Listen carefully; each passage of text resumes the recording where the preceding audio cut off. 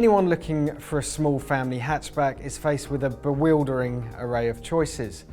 One car we'd definitely recommend that you have on your shortlist though is the Mazda 3, and that's why it was highly commended at the 2014 Auto Express New Car Awards. Obviously, one of the key selling points for the Mazda 3 is the way it looks. Mazda uses what it calls the Kodo Soul of Motion design language in all its cars. And basically, in plain English, what that means is it tries to make them all look sporty.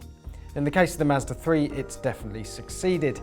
In fact, it tends to make its rivals look a little bit dull in comparison. Unfortunately, there's always going to be a slight trade-off for such a sloping roofline and coupe-like profile. And the compromise is that the rear space isn't quite as generous as some of the other cars in the class. And the boot, while a little bit on the small side, does have a useful square shape and decent functionality. If you do need more space though, there's always the Mazda 3 Fastback Saloon, and that has a bigger boot. Whichever version of the Mazda 3 you go for, you get the same stylish dash design. All versions get a neat tablet-style touchscreen in the middle of the dash, which you can control with a swivel wheel if you prefer. It's not quite the best system on the market, but it's up there. I also like the way the instruments are laid out, with digital gauges for the rev counter and fuel gauge and a large speedo in the centre. This feature is a clue to how the Mazda 3 drives.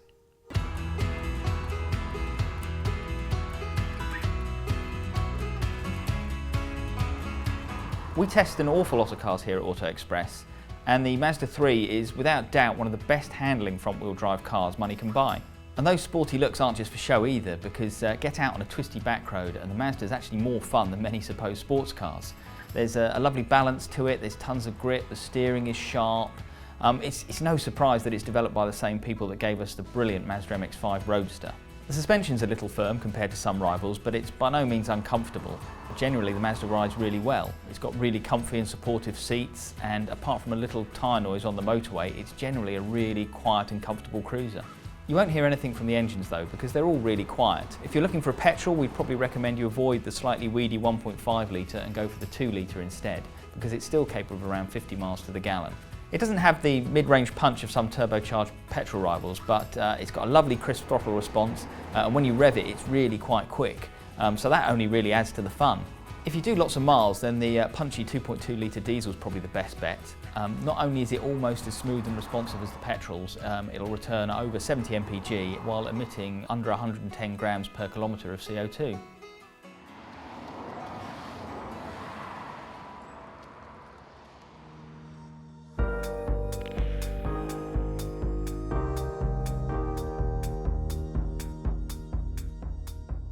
Well, all manufacturers are striving to make their cars as efficient as possible. That is the holy grail.